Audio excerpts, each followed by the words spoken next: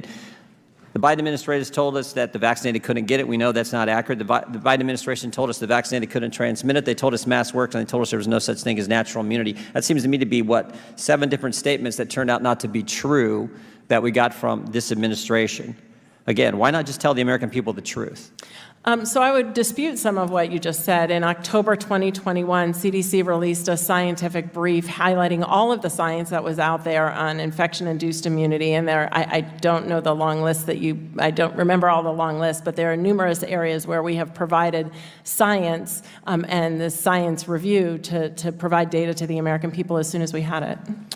I actually think what happened is you actually tried to be honest with the American people, and the Biden administration shot you down. You remember when you said this in February? This is before you made these statements, which I think are not being square with the American people. You said vaccination of teachers is not a prerequisite for safely reopening schools. Did you make that statement?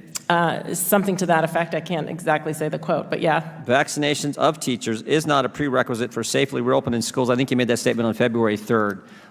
Do you stand by that statement? At the time, yeah.